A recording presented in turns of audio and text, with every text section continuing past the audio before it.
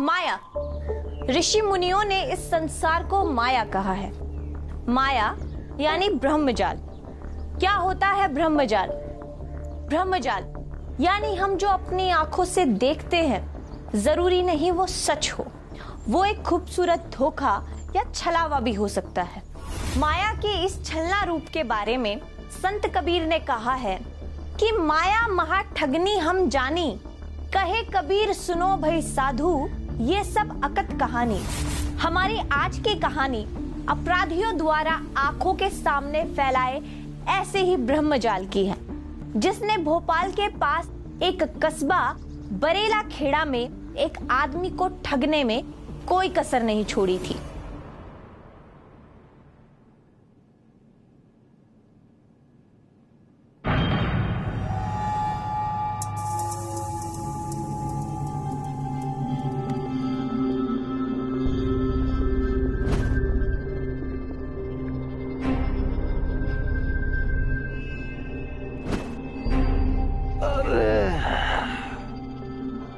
इन दोस्तों को कितना मना करो कि बस बस नहीं, एक पेग और एक पेग। हेलो कमला, एक गिलास नींबू पानी ला दे। लगे हाथ चाय नाश्ता भी ले आना, बहुत चढ़ गए। ओ कमला, अरे कहाँ मर गई तू?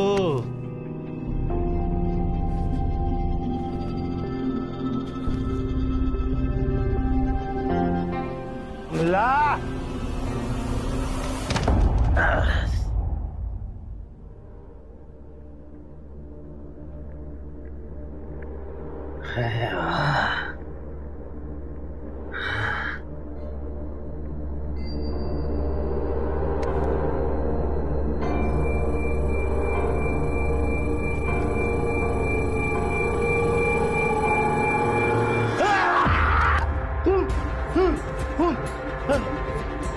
अरे कोई है? कमला, टिशू, अरे कोई है? अरे कौन सी जगह है? अरे बचाओ मुझे, कमला।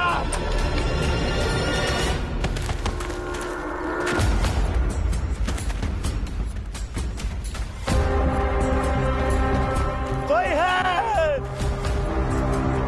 अरे मैं कहाँ हूँ? कौन सी जगह है ये?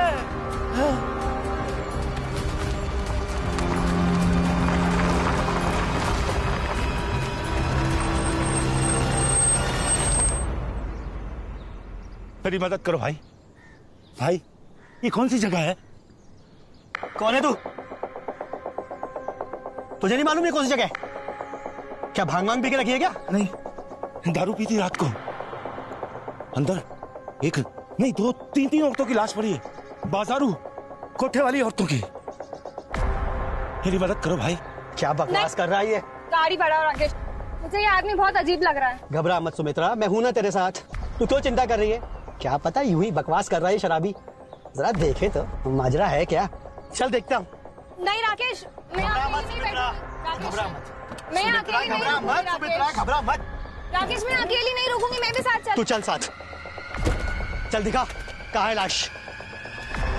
हाँ चलो, मेरे साथ आओ, इधर से। हाँ ये अंदर इसी घर में है। हाँ अंदर तीन लाशें अंदर। हाँ देखो ये लाश। राकेश, यही खूनी है, भागो वरना ये हमें भी मार डालेगा। अरे नहीं, मेरी सुनो, मैंने खून नहीं किया। रुको, हमने खून नहीं किया है उनका। अरे ये तो बता दो, ये कौन सी जगह है? बचाओ बचाओ, कोई बचाओ। खूनी है ये, खूनी है ये, खूनी है। हम तुमको भी मार डालेंगे। अरे हम खूनी नहीं है। खूनी है, बचाओ। तीन खून की है। कोई है?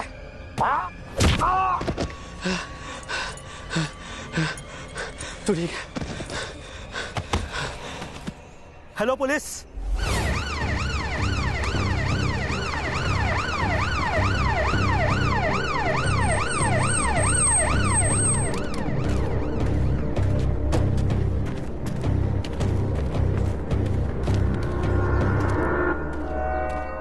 हॉस्पिटल पहुंचाओ जल्दी। और डेड बॉडीज किधर है?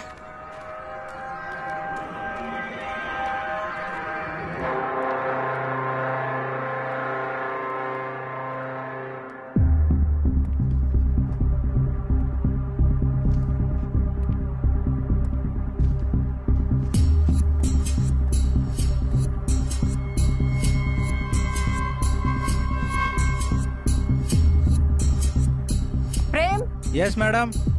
एम्बुलेंस को बुलाओ। Okay madam. मैडम बहुत ही बेरहमी से हत्या हुई है तीनों की। इनकी पहचान? कौन है ये तीनों? अभी तक तो ऐसा कुछ भी नहीं मिला है जिससे इनकी पहचान हो सके। गवाह बता रहे थे कि तीनों को सुंदर तिवारी बाजारू औरत बता रहा था। पर सुंदर तिवारी सुबह तक तो नशे में था, इतने नशे में कि उसे ये तक नहीं पता था कि वो कहाँ सोया है। तो 3 लड़कियों का खून कैसे कर सकता है? एक काम करो, यहाँ से सीधा रेड लाइट एरिया जाओ और इन तीनों का पता लगाओ। सुंदर अगर इन तीनों को मौज मस्ती के लिए लाया था तो मारा क्यों? मारने की कोई वजह क्लियर नहीं है। कोई मर्डर वेपन मिला? नहीं मैडम, घर में से कुछ नहीं मिला। घर के उस कोने में एसिड की खाली बोतल, एक खाली बाल्टी और सिगरेट के कुछ टुकड़े मिले हैं। और सुंदर को जिस हालत में चश्मदीद गवाहों सुमित्रा, राकेश और सब्जी ठेले वाले ने देखा है, उसे तो यही लगता है कि ये खून उसी ने किया है। और वो सारे गवाह कहाँ चले गए? मैडम वो हस्बैंड वाइफ थोड़ा डर गए थे, यहाँ रुकना नहीं चाह रहे थे, उन्हें थाने में बुलाया है। और सब्जी वाला? वो गिड़गिड़ा रहा था कि सुबह सुबह बोहनी का टाइम है, थोड़ा सा धंधा कर लूं तो हाजिरी लगाता हूँ। पर सुंदर ने नशे की हालत में इन तीनों को मारा कैसे? अगर सुंदर ने इन तीनों को मारा है तो वो यहाँ पर रुका क्यों? और उसने खुद ही चश्मदीद गवाहों को बुलाया और ये बॉडीज दिखाई। बल्कि वो अच्छे से जानता था कि उसके शरीर पर और कपड़ों पर खून के निशान हैं। मैडम जी, इस मकान के मालिक दीपेश रजक से मेरी बात हुई है। भोपाल का रहने वाला है और अनाजों का व्यापारी है। उसका कहना है कि पिछले 2 साल से वो अपनी इस प्रॉपर्टी को देखने भी नहीं आया, न ही किसी सुंदर तिवारी को वो जानता है। इन लड़कियों के बारे में भी उसने कहा कि भोपाल की किसी लड़की से कभी उसकी कोई दोस्ती ही नहीं रही। मतलब कि आरोपी को अच्छी तरह से पता था कि यहाँ पर कोई आता जाता नहीं है, इसलिए उसने इस सुनसान घर का इस्तेमाल किया उन तीनों को मारने के लिए। अगर सुंदर ने ही कत्ल किया है तो यहाँ से भागा क्यों नहीं? सुनसान इलाका है, वारदात को अंजाम देकर कहीं भी जा सकता था। एक काम करो, इस पूरे क्राइम सीन, मकान का एंट्री एग्जिट और इस कमरे का एक एक डायग्राम बनवाओ और इस सुंदर के घर वालों को बुलाओ, क्योंकि अगर सुंदर रात में घर पर आकर सोया था तो घर वालों को तो पता होगा। नहीं मैडम जी, कोई चाकू वाकू या हथियार नहीं था उस शराबी के पास। मैम कह रहा था कि वो तो अपने घर में सोया था रात को, फिर यहाँ कैसे आ गया? हम दोनों पति पत्नी लाश देखकर वहाँ से भागने लगे, तभी उसने पीछे से पकड़ लिया इनको। शुक्र है भगवान का, अगर वो सब्जी वाला नहीं बचाता तो जाने क्या हो जाता। क्या कांड कर दिया मेरे पति ने। कुछ ना कुछ करते ही रहता है मैडम जी। कांड नहीं, महाकांड किया है तुम्हारे पति ने। 3 औरतों का खून करके उनकी लाशों के बीच सोया हुआ था। पापा ने खून कर दिया? क्यों मारा? ठीक है, वो सब हम पता लगा लेंगे। पहले ये बताइए कि कल रात आपका पति आपके साथ था भी या नहीं? नहीं थे, पापा सुबह 8 बजे घर से गए थे और रात को वापस आए ही नहीं, है ना माँ? मतलब कि सुंदर झूठ बोल रहा है। चलो हॉस्पिटल, सच का पता लगाते हैं।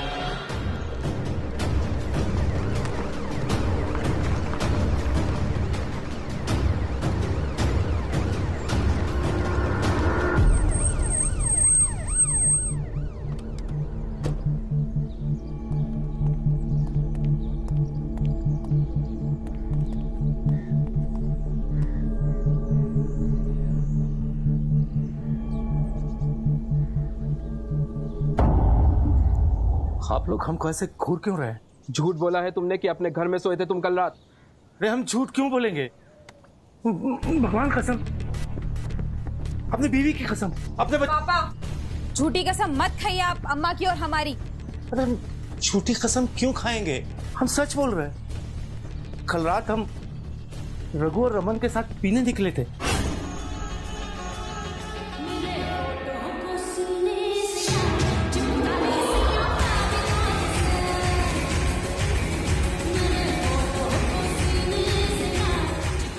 मेरी जलेबी। दूर निकल बाहर, निकल इधर से। हाँ, हमें अच्छी सी याद है। कल रात रघु और रमन के साथ हम घर आए थे। हमारी अम्मा ने हमको दवाई दी थी खाने के लिए। खा लीजिए। अरे धर्म पत्नी, बोला थोड़ी हूँ तुमको मैं।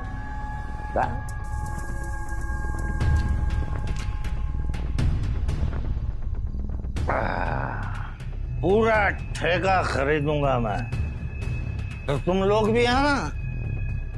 फ्री में जलेबी भाई का नाच देखना और पीना भी। उसके बाद हम अपने बिस्तर पर सो गए थे। पापा, कल रघु और रमन अंकल नहीं आए थे घर पे और ना ही आप आए थे। कितना झूठ बोलोगे आप? कहीं आप नहीं तो मर्डर। नहीं बेटा, क्या कर रही हो? सुंदर, पूरी पोल खुल गई है तुम्हारी।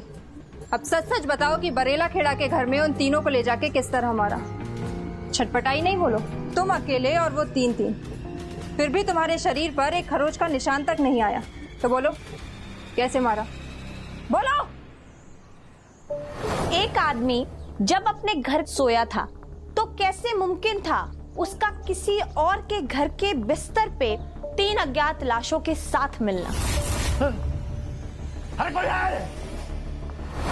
सुंदर के हाथ, कपड़े और शरीर खून से सने थे। सुंदर बार बार यही कह रहा था कि वो अपने घर, अपने बिस्तर पर सोया था। तो फिर अपने घर से 10 किलोमीटर दूर निर्जन स्थान में एक बंद पड़े मकान में 3 लाशों के बीच वो कैसे जागा? आखिर कैसे मुमकिन हुई थी ये वारदात?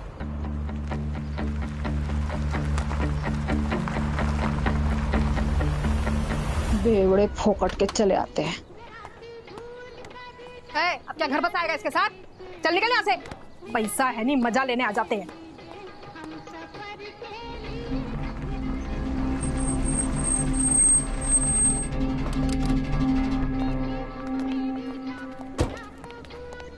कैसे आना हुआ हुजूर नरगिस के अड्डे पर? तेरी ही छोकरी है ना ये तीनों? हाय हाय साहब, ये तो मेरे बेबी लोग हैं। क्या हुआ इन्हें? किसने मारा इन्हें? सुंदर तिवारी को जानती है? सुंदर तिवारी? वो साला ठरकी शराबी, उसने मारा अपनी बेबी लोग को। साले को कीड़े पड़ेंगे, नरक में भी जगह नहीं मिलेगी उसे। एक नंबर का चमड़ी था साला। जब इतना पता था तो उसके साथ भेजा क्यों? अरे साहब, अपना लड़की लोग बाहर नहीं जाता है, मैं अलाउ ही नहीं करती उन्हें बाहर जाने को।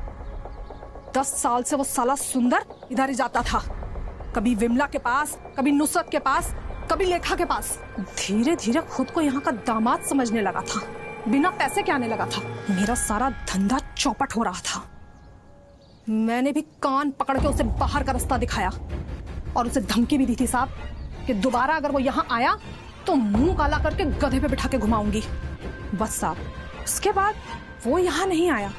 लेकिन साहब, 3 दिन पहले मेरी तीनों लड़कियां यहाँ से ऐसे गायब हो गईं जैसे गधे के सर से सींग। हैरानी की बात तो यह है कि किसी ने उनको यहाँ से बाहर जाते भी नहीं देखा साहब।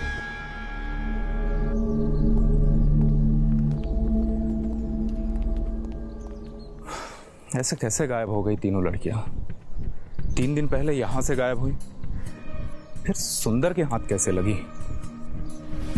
और उसने मारा कैसे?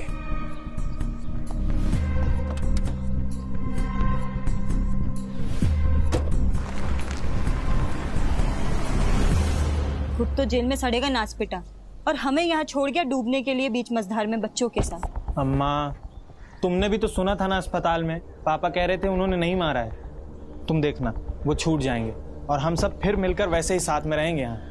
लेकिन वो झूठ क्यों बोल रहे थे? कल रात वो घर कहाँ है? कुछ तो गलत किया है उन्होंने। हाँ, तू बड़ी आई थानेदारनी, सच और झूठ का फैसला करने वाली। देख तेरी बहन को, जा और चिल्ला चिल्ला के बता दे पूरी दुनिया में कि तेरा बाप खूनी है। जब अपने बच्चे ही ऐसा बोलेंगे तो दुनिया तो यही मानेगी ना कि तेरा बाप ने खून किया है। समझ भी रही है तू क्या कर कर आई है? लेके जा इसको यहाँ से। तू चल चल, माँ को अकेला छोड़ दे जरा। सुंदर 10 साल पुराना कस्टमर था तीनों का। लेकिन उसने पैसे देने बंद कर दिए थे तो कोठे की मालकिन ने उसे धक्के देकर बाहर निकाल दिया था। मौका वारदात से 3 दिन पहले ही तीनों लड़कियां गायब हो गई थी। मैडम ऑटोप्सी रिपोर्ट आ गई है।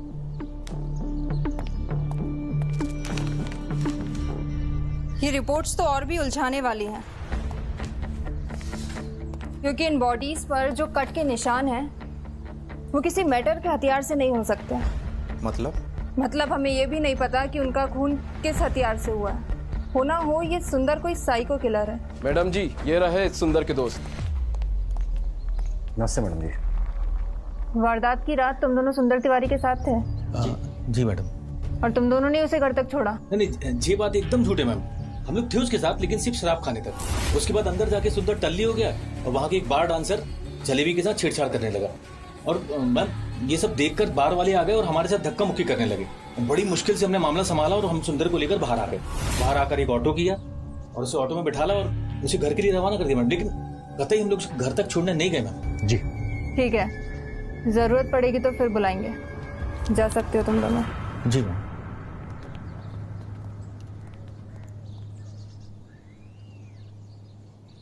नमस्ते मैडम जी। मैडम जी, हमें पापा से मिलना है। हमें लगता है कि उन्होंने खून नहीं किया है। हर बेटी के लिए उसका बाप हीरो होता है और सारे सबूत यही इशारा करते हैं कि वो अपराधी है। बाकी तुम्हारी मर्जी। मैडम चलो आओ। सुंदर तिवारी। यीशु बेटा, हम बेकसूर हैं। हमने कोई खून नहीं किया।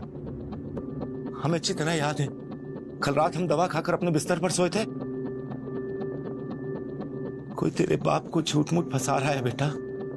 कुछ कर, हमको निकाल यहां से। लेकिन आप रात को नहीं आए थे पापा घर पे। हम देर रात तक जागे थे। और वैसे भी आपको पीने के बाद रात की बात कहाँ याद रहती है? जब तू मान ही बैठी है कि मैं खूनी हूं, तो यहां क्या करने आई?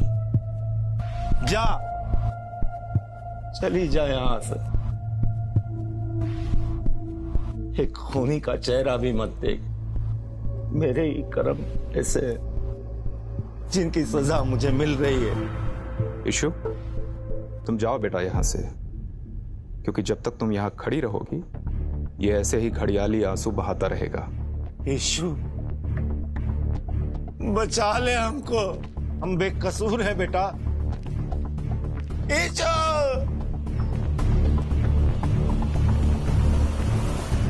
सर, क्या आप मेरी एक मदद करेंगे? बोलो बेटा। क्या आप उन लोगों के बारे में बता सकते हैं जिन लोगों ने पापा के खिलाफ गवाही दी है? क्यों? सच जानना है मुझे। जब पापा ज्यादा पी लेते हैं तो ठीक से खड़े होते भी नहीं बनता है उनसे। फिर 3-3 लोगों का कत्ल कैसे कर सकते हैं वो?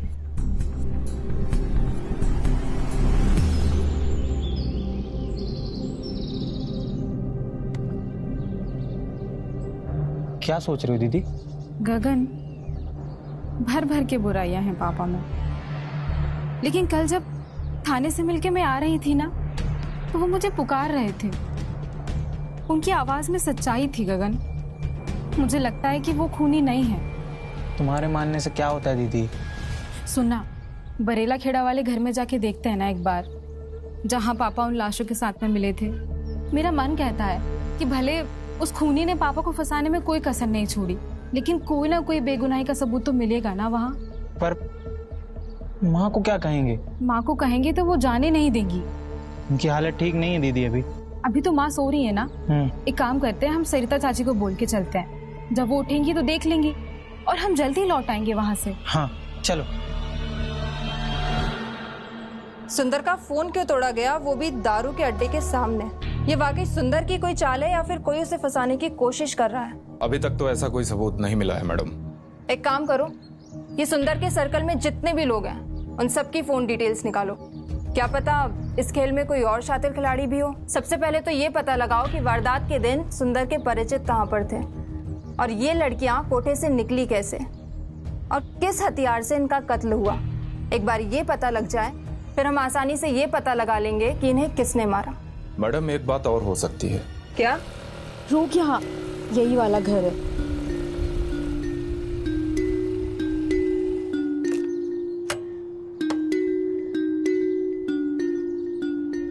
अगर किसी ने यहाँ हमको देख लिया तो क्या कहेंगे?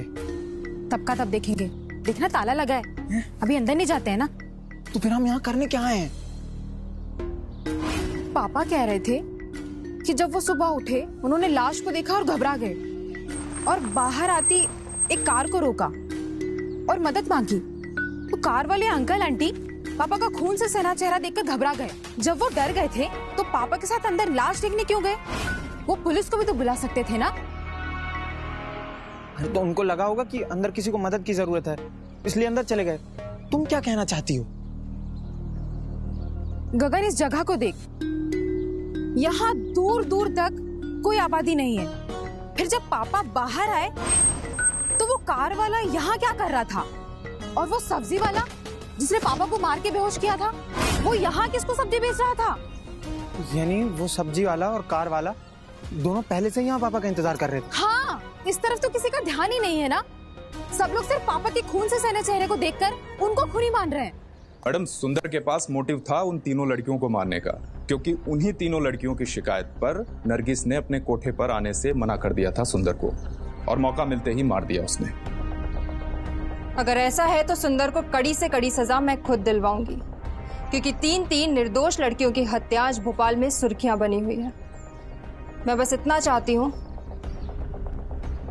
कि सजा दिलवाने की जल्दबाजी में हम किसी निर्दोष को फांसी न चढ़वा दें। अब जाओ और पूरी मंडली की लोकेशन डिटेल निकालो कि कत्ल के वक्त ये सब लोग कहाँ पर थे और लड़कियों की फरारी के वक्त कहाँ पर थे। जी मैडम।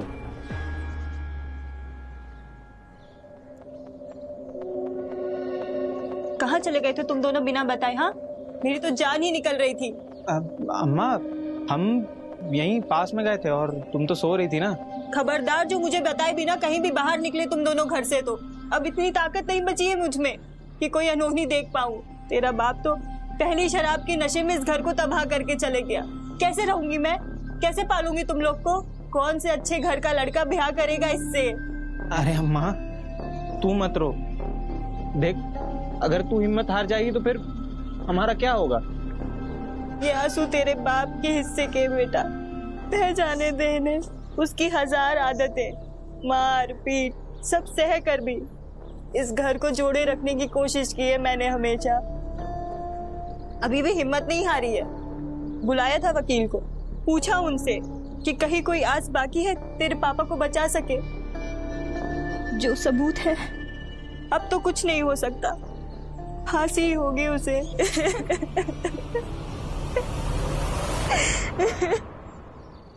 मुझे उन तीनों लड़कियों के कमरे दिखा जहां वो रहती थी। मैं भी तो देखूं हवा में कैसे गायब हो गई वो तीनों। हाँ हाँ साहब, बिल्कुल, चलो मैं खुद दिखाती हूँ आपको उन तीनों का कमरा। आ जाओ, आओ साहब, आ जाओ।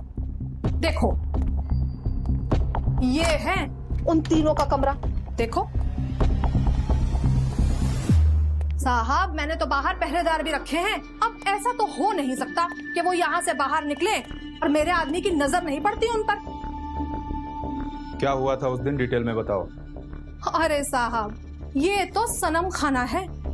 रेलगाड़ी के डब्बों के जैसे कमरे हैं यहाँ, और उनमें लड़कियां रहती हैं। रात भर ग्राहकों से गुलजार रहता है ये अड्डा।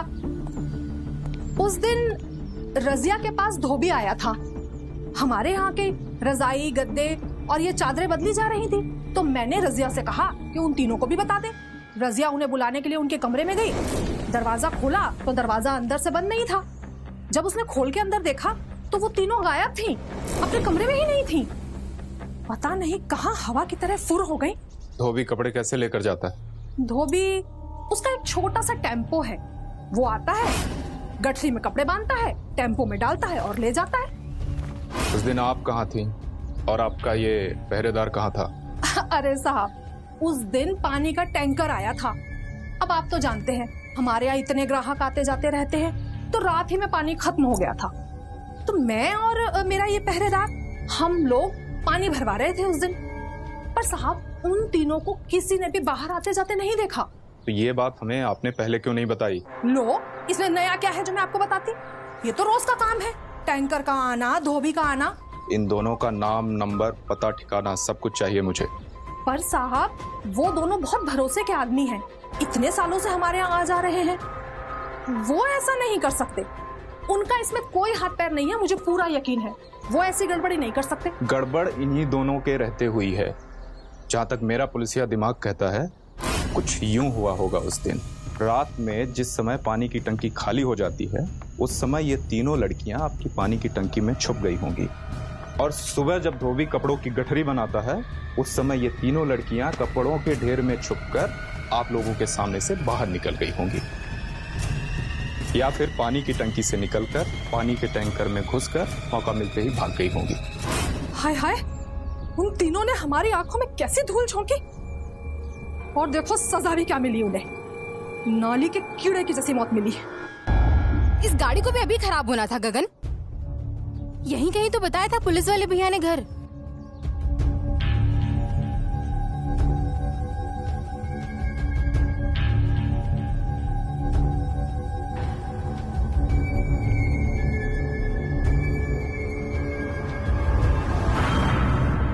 दीदी ये क्या? डर लग रहा है। चुप कर, ये देखना बिल्कुल अपने घर जैसा लग रहा है। सब्जी वाले का घर तो ये लग ही नहीं रहा। अरे बच्चा लोग, आओ आओ बैठो। अरे बैठो ना, घबरा क्यों रहे हो, बैठो। बड़ा दुर्भाग्य है तुम दोनों का, जो ऐसे बाप के बच्चे बनकर पैदा हुए तुम। आपको कैसे पता कि हम सुंदर तिवारी के बच्चे हैं? अरे थाने में देखे थे। बोलो क्या मदद चाहिए, क्यों आए हो? अच्छा पहले ही बता देता हूं, अगर चाहते हो कि हम कोर्ट में गवाही से पलट जाएं, तो ऐसा बिल्कुल नहीं होगा। अरे ऐसे पापी हत्यारे को तो फांसी से कम की सजा होनी ही नहीं चाहिए, फिर चाहे वो कोई भी हो।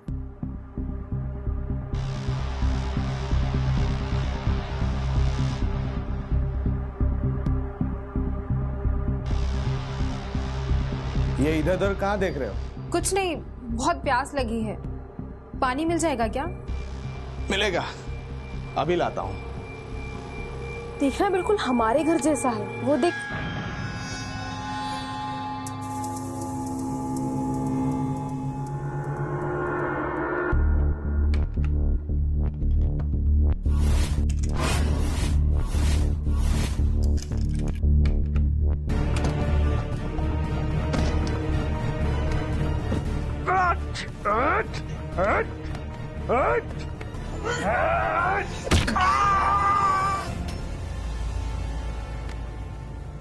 दीदी भाग।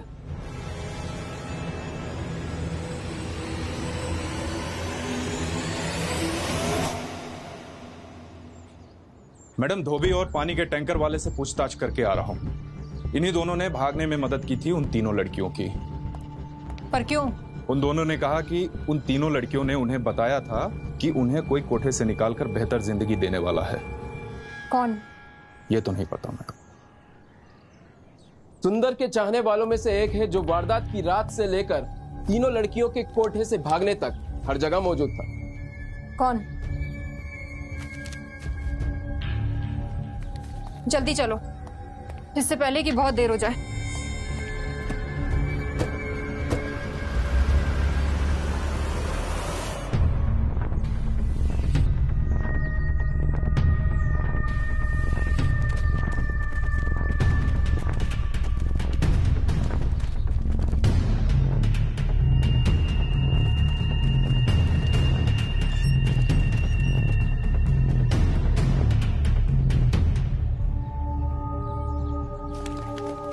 रुक गगन रुक, फोन दे।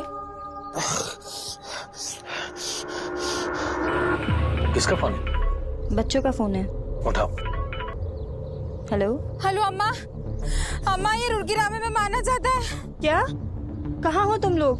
हम लोग ये आंगनवाड़ी केंद्र के पास में। जल्दी चलो, बच्चों की जान को खतरा है।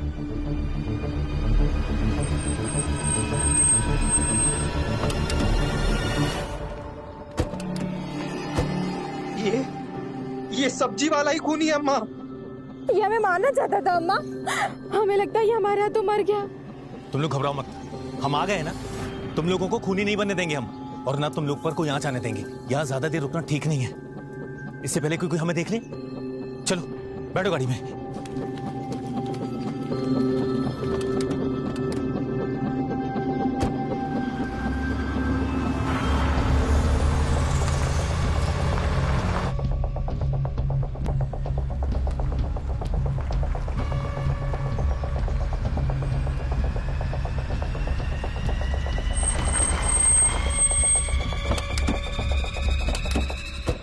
जल्दी आओ, आओ बेटा, आओ जल्दी आओ, जल्दी आओ, आराम से। अच्छा बेटा जल्दी, संभाल के संभाल।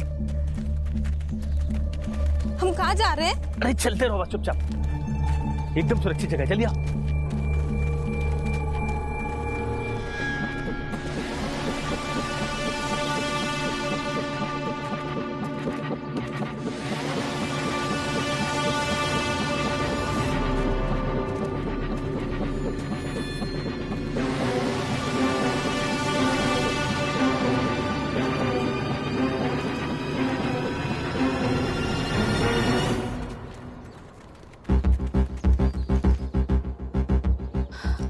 कौन सी जगह है चाचा? कहाँ ले आए आप? जहन्नुम। ये क्या कह रहे हैं चाचा आप? बच्चों का ऐसा मत बोल रघु। हमारी बात हुई थी ना, हम सब एक परिवार की तरह साथ रहने वाले हैं। चुप। ये दोनों तो उसी के पिल्ले हैं ना? हा? और तू इतना क्यों चल रही है? कौन सी इनकी सगी माँ है तू? हा? देख, ये लोग अगर जिंदा रहेंगे ना तो हम दोनों कभी खुश नहीं रह पाएंगे। जासूस की छठी औलाद हैं ये दोनों। रुरकी राम को मारा इन लोगों ने। नहीं रघु, तू कितना अच्छा है, तुझसे कितनी प्यार करती हूँ मैं। हमारी बात हुई थी ना कमला। बच्चे भले ही मेरे नहीं हैं, लेकिन मैंने इन्हें पाला है। मेरी ममता जुड़ी है इनसे। इन्हें मैं तुम्हें मारने नहीं दूंगी। कमला, इन्हें मारना पड़ेगा। नहीं रघु। हम दोनों के लिए कमला। नहीं कमला तू हट जा। तू हट जा, हट जा। भागो बच्चों, भागो। रघु।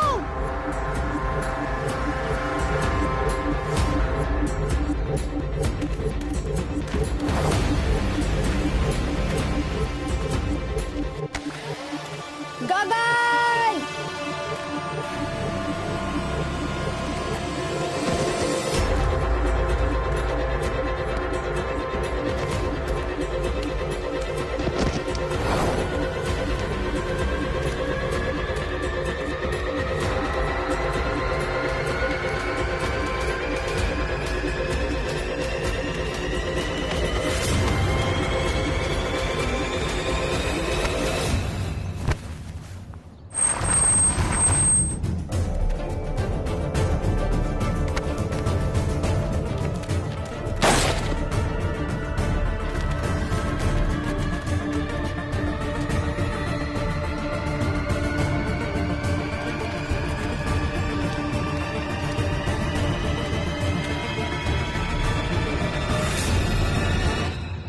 चाकू दे।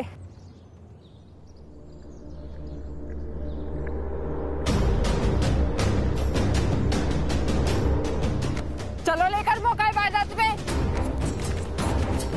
ठीक हो ना तुम लोग?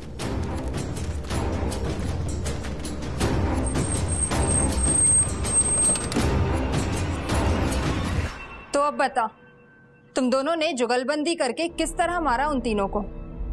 और सुंदर को कैसे फंसाया? दोस्त था मेरा सुंदर, लेकिन जानवर था वो। छोड़। अरे ऐसे मारते अपनी बीवी को? छोड़ रखू, ये सील लाया है। मैडम, सुंदर की दूसरी बीवी हूँ मैं। शादी के बाद इन दोनों बच्चों को मेरी गोद में डाल दिया, माँ की तरह पाला पोसा। बदले में क्या मिला? मारपीट, गाली गलौज। सहने की भी कोई सीमा होती है। एक दिन रघु ने मुझसे कहा, अरे जिंदगी भर एक गलती को माथे पर ढोने से क्या फायदा? देख, तुझे बच्चे प्यारे हैं और मुझे तू। अरे उससे छुटकारा पाकर जिंदगी भर आराम से रहेंगे हम, तू, मैं, बच्चे, हम सब। नहीं नहीं, पकड़े जाओगे और भी नरक हो जाएगी जिंदगी। अरे भरोसा रख मुझ पर, जान से थोड़ी मारना है उसको। देख, दारूबाज वो है, लड़कीबाज वो है, उसको ऐसे केस में फंसाएंगे कि जिंदगी भर जेल में चक्की पीसेगा वो, और हम कोई गलत नहीं कर रहे, ठीक है? मेरे ऊपर भरोसा रख यार, इतना मत सोच। देख, मुझे तो ऐसा लग रहा है कि तू खुश है इसमें, रोज की मारपीट, हाँ, और तू मेरे साथ नहीं आना चाहती, मैं समझ रहा हूँ तेरी बात। ऐसा है ना, तो तू अपनी लाइफ में खुश रहे, मैं अपनी लाइफ में। रघु सुन तो। अरे मुझे तकलीफ होती जब तुझे मारता है वो। मत्ती क्यों नहीं है तू यार? प्यार करता हूँ तेरे से मैं, और मैं जो कर रहा हूँ ना वो ठीक है, वो तेरे लिए, वो बच्चों के लिए और हम सब के लिए। नरगिस के यहाँ 3 लड़कियां पसंद थी इसको। मैंने सोच लिया था कि इन्हीं तीनों की हत्या में उसे फंसाऊंगा मैं। तुम लोग यहां से जाना चाहती हो, बाहर आजाद होना चाहती हो ना, तो तुम तीनों की जिंदगी के लिए एक बेहतरीन प्लान है मेरे पास। मैं जैसा बोलता हूं वैसा करो। अपने दूर के रिश्तेदार राकेश और सुमित्रा को भी मैंने इस प्लान में शामिल किया। पैसे का लालच दिया तो तैयार हो गए गवाह बनने के लिए। और इस काम के लिए मैंने अपने खास आदमी रुड़की राम को भी तैयार किया। सुंदर दोस्त था तेरा, तू चाहता तो उससे समझा भी सकता था। उन 3 लड़कियों ने क्या बिगाड़ा था तेरा? मारना थोड़ी था सर, उसे तो खून के इल्जाम में फंसाना था। मुझे पता था कि नरगिस के कोठे से उसकी आदतों की वजह से उसे निकाला जा चुका है। चिढ़ता था तीनों लड़कियों से वो, और मैं ये भी जानता था कि नशे की हालत में कल रात क्या हुआ उसे याद नहीं रहता था। बस इसी का फायदा उठाया मैंने।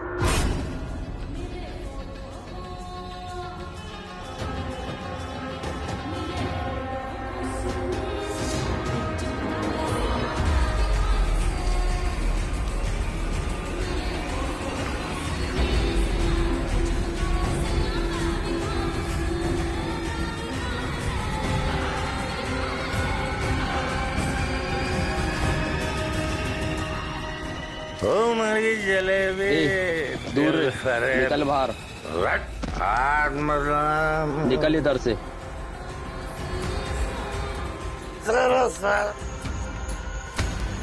अरे हाँ जा रहे। शांत रहे यार, नहीं हमको जलेबी के सामने मुझे भगाती। चुप रहे यार, तू पूरी इज्जत उतार के रख दी ऊपर इसने। हाँ यार, पूरा नशा भी उतार दिया। जब देखो जलेबी जलेबी जलेबी। अरे हाँ ठीक है भैया, ठीक है, ओके, नो जलेबी। छोड़ इसको, जो बेटा ये चला जाएगा अपने ऑर्डर यार। तुम चढ़ो और अपन भी अपने घर चलते। चल बैठ जा। अरे छोड़ रोज का नाटक है। चल चल, है तो दोस्त ना अपना। अरे दरुआ है, कोई दोस्त नहीं है वो, कोई दोस्त नहीं है। अब मेरा घर आ गया, तेरा वहाँ। हाँ मेरा, तू जा। Okay, Tata, good night. सोना जलेबी भाई हो गया।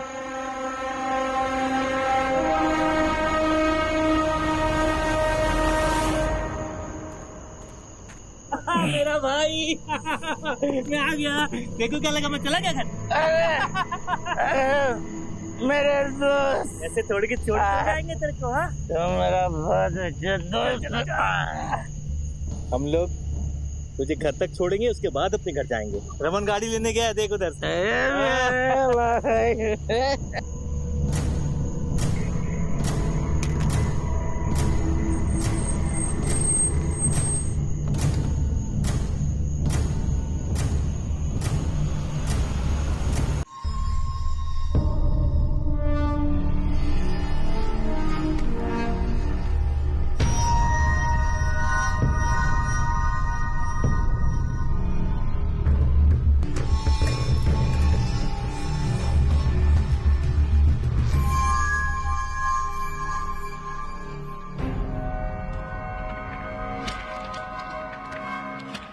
उधर सोचो कि सुंदर को राकेश और उर्की कमला के साथ यहां लाने के लिए पहुंचे। उधर कोठे से फरार तीनों लड़कियों को मैंने इस घर में पनाह दी, और उन तीनों लड़कियों को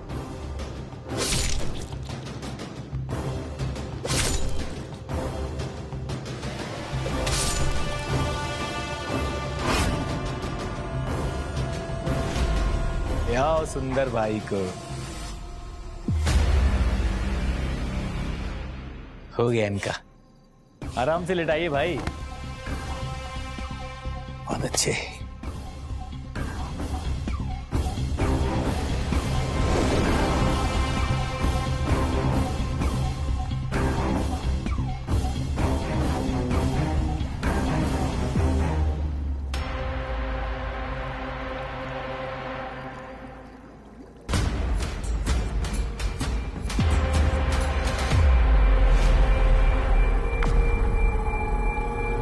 बाकी तो सारी कहानी आप लोगों को पता ही है मैडम जी।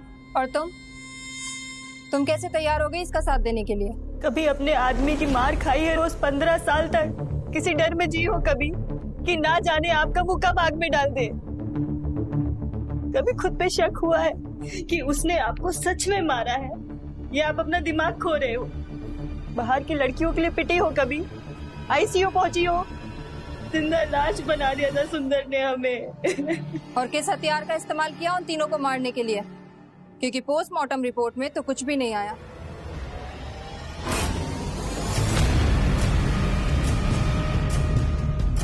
इस हड्डी से काटेंगे तो किसी को पता नहीं चलेगा कि किस हथियार से काटा है। अब सारी कहानी तो आपको पता चलेगी मैडम। अगर एक आधा भेद रह भी जाए तो क्या फर्क पड़ता है, जाने दीजिए। चल, बाकी के भेद तेरे थाने में निकलेंगे। लेकर जाओ इसे। तुम भी चलो। 1 मिनट मैडम।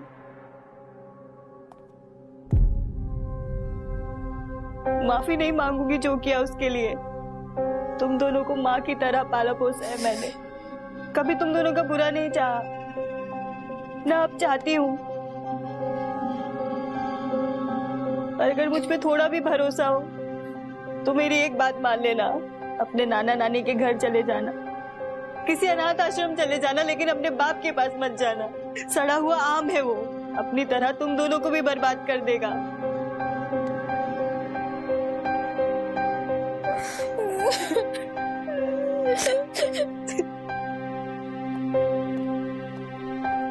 गगन, इशू, कहाँ हो बेटा? गगन, इशू देखो, देखो मैं बरी हो गया। तुम लोग मुझे लेने नहीं आए। कहाँ जा रहे हो तुम लोग? आपसे दूर नानी के घर। भले ही आप खूनी नहीं है, लेकिन आपके अपराध उससे भी ज्यादा बदतर हैं। अब हम आपके साथ कभी नहीं रहेंगे। चल गगन।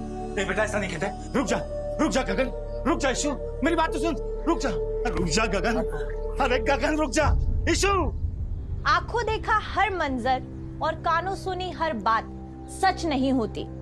दुनिया में हर मोड़ पर इंसान के लिए 2 रास्ते मौजूद होते हैं। एक रास्ता सच्चाई और ईमानदारी का, जो कांटों से भरा और कठिन होता है, और दूसरा सीधा सपाट और मीठे सपनों के छलावों से भरा शॉर्टकट। ये शॉर्टकट दिखने में बहुत आसान दिखता है, लेकिन जैसे ही हम वो रास्ता चुनते हैं, वो रास्ता हमें अपराध की दलदल में ले जाता है, और अपराध का अंत कभी सुखद नहीं होता।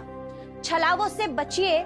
ब्रह्मजाल और ठगी से बचने के लिए सबसे जरूरी है हमारा होशो हवास में रहना। नशे की आदत से दूर रहिए, क्योंकि नशे में डूबा आदमी कभी सही रास्ते का चुनाव नहीं कर सकता। मैं सपना चौधरी आप सबसे विदा लेती हूँ। मिलते हैं फिर एक नई कहानी के साथ, मौका वारदात पर।